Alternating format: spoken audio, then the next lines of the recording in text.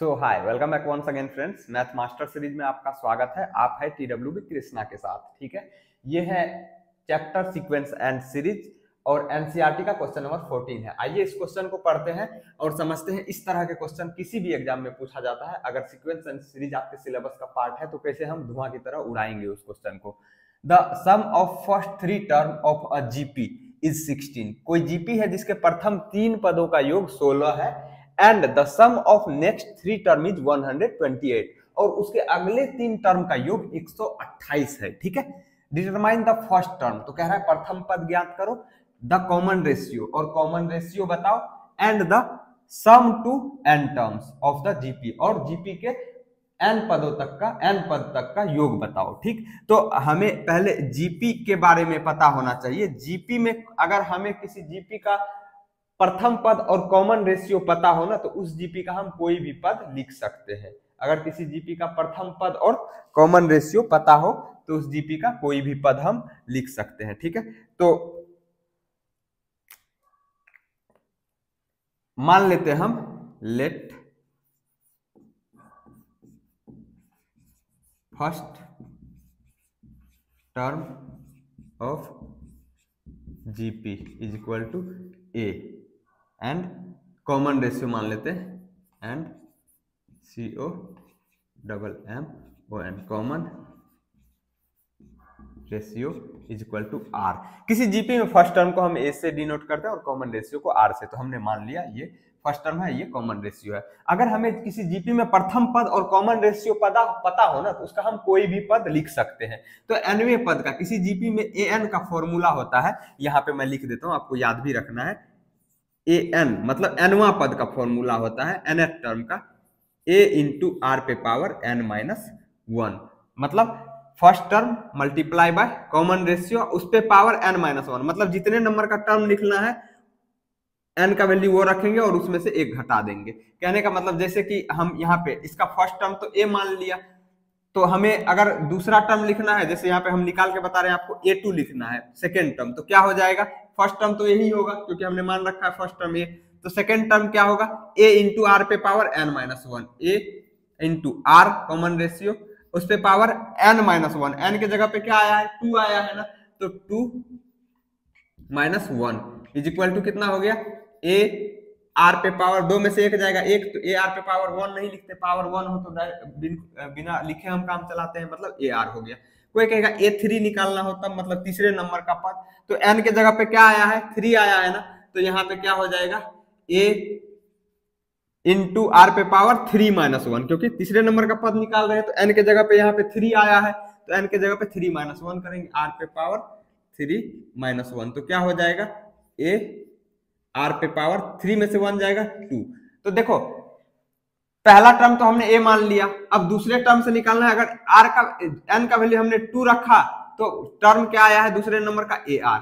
तीसरे नंबर का टर्म निकालना था तो n का वैल्यू 3 रखा तो टर्म क्या है AR², मतलब जितने नंबर का टर्म निकालना है r पे पावर 1 कम करके A के साथ मल्टीप्लाई कर देंगे। दूसरे नंबर का निकालना था तो 2 से 1 कम कितना आएगा 1, तो r पे पावर 1 को हमने A से मल्टीप्लाई किया। तीसरे नंबर का टर्म निकालना था तो 3 से 1 कम क्या होगा 2, तो r पे पावर 2 को हमने A से मल्टीप्लाई किया, मतलब फर्स्ट टर्म से मल्टीप्लाई किया। इसी तरीके से और भी टर्म निकाल सकते हैं। तो कहने का मतलब ये है कि हमें फर्स्ट टर्म और कॉमन रेशियो हमने मान रखा है, तो जीपी क्या हो जाएगा, देयरफॉर जीपी क्या हो जाएगा, first term A, second term AR, third term AR², fourth term AR³, fifth term क्या हो जाएगा AR पे पावर 4, सिक्स टर्म क्या हो जाएगा AR पे पावर 5। उसी तरीके से सेवन टर्म लिखना चाहे कोई AR पे power 6, seven term 8 term AR पे पावर 7, इसी तरीके से हम लिख सकते हैं टर्म। अब क्वेश्चन में क्या दिया हुआ, क्वेश्चन में दिया हुआ है कि पहले तीन, अभी तक क्वेश्चन का हमने कंडीशन नहीं अप्लाई किया, हमें तो पहले सीखना है, क्वेश्चन थोड़े रटना है, हम रटने थोड़े आए हैं, जो हम इस क्वेश्चन के थ्रू कॉन्सेप्ट सीखने आए हैं। तो हमने एक चीज ये सीखा, किसी जीपी का nवां पद का फॉर्मूला होता है A इंटू आर पे पावर n-1, जहां A फर्स्ट टर्म होता है, R कॉमन रेशियो होता है। ठीक है, अब क्वेश्चन में दिया हुआ है कि ये जो पहला तीन टर्म है ना, ये फर्स्ट थ्री टर्म, ये इसका सम है कितना 16, इन तीनों टर्म का योग है 16 and the sum of next three term, मतलब पहला दूसरा तीसरा, यहां तक तो सम 16 है। अब अगला तीन टर्म का सम, मतलब चौथे नंबर का टर्म, पांचवें नंबर का टर्म और चौथे नंबर का टर्म मिला करके इसका जोड़ है 128। तो हमें प्रथम पद बताना है, फर्स्ट टर्म बताना है, कॉमन रेशियो बताना है और सम टू फर्स्ट एन टर्म बताना है। तो यहां से हम कंडीशन लिख लेते हैं अकॉर्डिंग टू क्वेश्चन, मतलब प्रश्न के हिसाब से क्या दिया हुआ है, a plus a r plus a r square बराबर 16। अब इन तीनों में ए कॉमन है तो कॉमन ले लो, तो क्या बच जाएगा, जो हम कॉमन लेते हैं उसी से डिवाइड करते हैं। किसमें डिवाइड करते हैं, जिससे कॉमन ले रहे हैं। तो हमने इस एलएचएस के इन तीनों टर्म से हमने ए कॉमन लिया, तो ए से डिवाइड करोगे इसमें 1 बचेगा, प्लस इसमें डिवाइड करोगे तो ए कट जाएगा, बचा आर, प्लस ए से इसमें डिवाइड सॉरी ए से इसमें डिवाइड करोगे ये ए कट जाएगा, बचा r square is equal to 16। इसको इक्वेशन फर्स्ट मान लेते हैं। अब दूसरा कंडीशन क्या है, सम ऑफ नेक्स्ट 3 टर्म इज 128। तो इन तीनों टर्म का 128 हो जाएगा सम, इन तीनों टर्म का सम।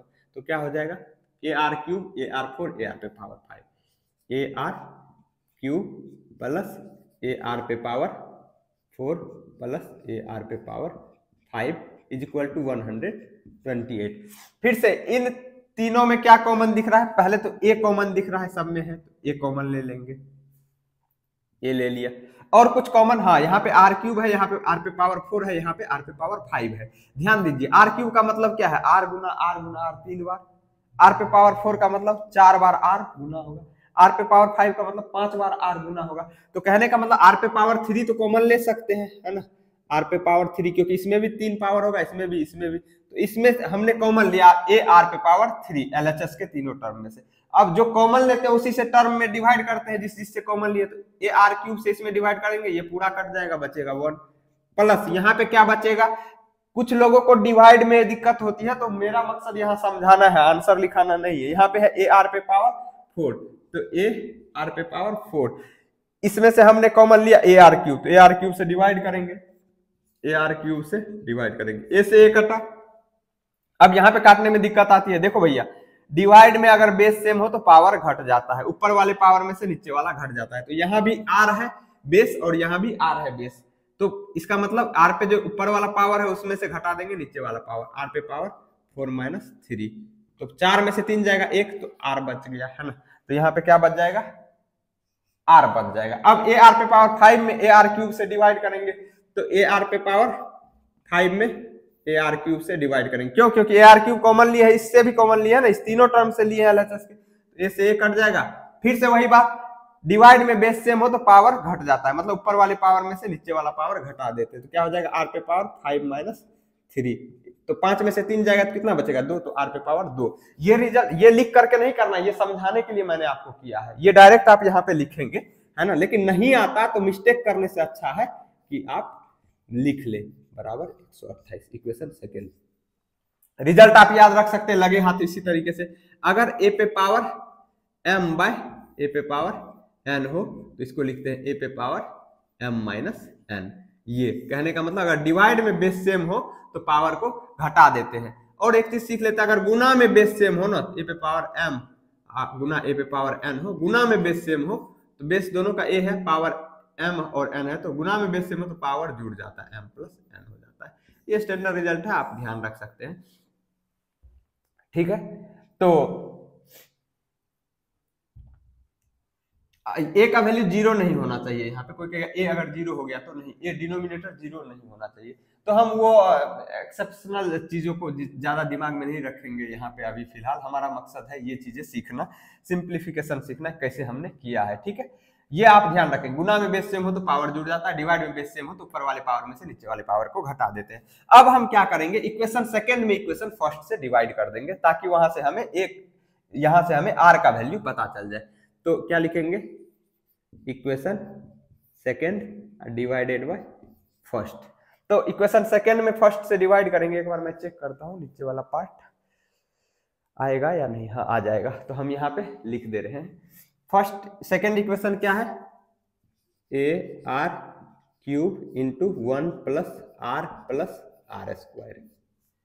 अगर इक्वेशन सेकंड में फर्स्ट से करें तो इक्वेशन सेकंड के एलएचएस को इक्वेशन फर्स्ट के एलएचएस से करेंगे, है ना। तो एलएचएस इक्वेशन फर्स्ट का क्या है, a into 1 plus r r square. ठीक, अब इक्वेशन सेकंड के आरएचएस को इक्वेशन फर्स्ट के आरएचएस से करेंगे तो 128/16। अब देखो ये ब्रैकेट और ये ब्रैकेट सेम है तो ये इससे कट जाएगा, ए से ए कटेगा, बचा आर क्यूब, इधर एलएचएस में आर क्यूब बचा न्यूमरेटर में, इधर 16 को 128 से काटेंगे, 16 8 जा 128, मतलब 16 8 38 से 8 बार में कटा। तो कहने का मतलब यहाँ पे लिखता हूं अब मैं आर क्यूब का वैल्यू क्या आ गया, r cube is equal to 8। तो यहां से आर का वैल्यू निकाल लेंगे आप, आर इज इक्वल टू, इधर क्यूब है तो इधर क्या हो जाएगा, क्यूब रूट हो जाएगा, मतलब 8 पे पावर 1/3। पावर 1/3 का मतलब क्या, इसका प्राइम फैक्टर करेंगे और ट्रिपलेट में से एक बाहर आएगा, मतलब 3 सेम नंबर गुना में होगा, उसमें से एक बाहर निकालेंगे। तो 8 को 2 गुना 2 गुना 2 लिख सकते हैं, यहाँ पे लिख के बता देता हूँ, 2 गुना 2 गुना 2, 8 क्या हो जाएगा, 2 दूनी 4, 4 दूनी 8 हो गया ना, इस पे पावर 1/3 है। तो पावर 1/3 है, डिनोमिनेटर में है, पावर एक के नीचे 3 है, तो कहने का मतलब 3 में से एक फैक्टर बाहर आएगा। तो आर का वैल्यू कितना आ गया, 2 आ गया। यही हमारा कॉमन रेशियो हो गया, ये कॉमन रेशियो हो गया, MON कॉमन RATIO रेशियो। एक आंसर तो आपका ये हो गया, क्योंकि कॉमन रेशियो भी पूछा जा रहा था। अब आर का वैल्यू इक्वेशन फर्स्ट में पुट कर दीजिए, कोई चाहे तो सेकेंड में पुट कर सकता है, हम फर्स्ट में कर रहे हैं। Put r is equal to 2 in equation first. Equation first में अगर पुट करते हैं आर का वैल्यू 2 तो क्या हो जाएगा, यहाँ ए है, ए इंटू 1 प्लस आर है ना, तो 1 प्लस आर का वैल्यू 2 है, प्लस आर स्क्वायर है, तो आर स्क्वायर, आर का वैल्यू 2 है तो 2 का स्क्वायर इज इक्वल टू कितना है, 16 है, तो बराबर 16। अब सिंप्लीफाई कर दीजिए, यहाँ पे इस ब्रैकेट के साथ एक इस चीज में मल्टीप्लाई में है ना, क्योंकि कॉमन ले रखा बाहर है ना ये, तो कहने का मतलब इसको अब हम पहले ब्रैकेट के अंदर को सिंप्लीफाई करेंगे। 2 का स्क्वायर मतलब 2 गुना 2 4, 4 में 2 जोड़ेंगे 6 6 1 7, तो a गुना 7 इज इक्वल टू 16। यहाँ से a बराबर कितना हो जाएगा, a के साथ 7 मल्टीप्लाई में इधर भेजेंगे तो डिवाइड हो जाएगा, तो 16/7, a का भी वैल्यू निकल गया। ये हमारा a क्या था, फर्स्ट टर्म था, FIRST फर्स्ट टर्म। एक आंसर ये हो जाएगा, क्योंकि फर्स्ट टर्म भी पूछा जा रहा है ना, फर्स्ट टर्म निकालना है, कॉमन रेशियो निकालना है। तीसरा चीज क्या पूछा जा रहा है, sum to n term of the GP. इस जीपी के प्रथम n पदों का सम भी पूछा जा रहा है। एक ही क्वेश्चन में कई चीज पूछा जा रहा है, लेकिन हम इंजॉय कर रहे हैं क्वेश्चन को, रट नहीं रहे हैं। किसी को हड़बड़ी नहीं होना चाहिए, अरे तरीके इतना लिख दिया, अरे भाई सॉल्यूशन लिखना होता तो ये ड्रामा मैं क्यों करता, धड़ाक से आंसर लिख देता, अब भी खुश हो जाते हमने सॉल्यूशन लिख लिया। पर एग्जाम में अगर थोड़ा सा क्वेश्चन चेंज कर देगा, मुंह बाव दोगे कुत्ता जैसे, तो कुत्ता जैसे मुंह ना बाओ, शेर जैसा दहाड़ो। उसके लिए आपको कॉन्सेप्ट सीखने पे ध्यान देना है, क्वेश्चन रटने पे नहीं ध्यान देना है। 10 बुक कर लो फिर भी एग्जाम में कमजोरा कुकुर जैसे दांत छिहाड़ देते हो, क्वेश्चन छोड़ के आते हो। क्यों, क्योंकि 10 बुक करने से नहीं होगा ना, 1 करोड़ क्वेश्चन कर लो, कॉन्सेप्ट आपने सीखा ही नहीं तो बेकार का है क्वेश्चन। तो 2 चीजें हमने निकाल दिया, कॉमन रेशियो और फर्स्ट टर्म। अब sum of first n term, formula याद रखेंगे, किसी जीपी के फर्स्ट एन टर्म के सम को SN से डिनोट करता है, और इसका फॉर्मूला होता है a इंटू आर पे power n minus 1 upon r minus 1। एक तो ये फॉर्मूला होता है, और दूसरा फॉर्मूला होता है a इंटू 1 माइनस आर पे power n upon 1 minus r। ध्यान दीजिए, हम चाहे तो यही फॉर्मूला लिख के निकल जाते हैं, पर समझना है आपको, याद करना है।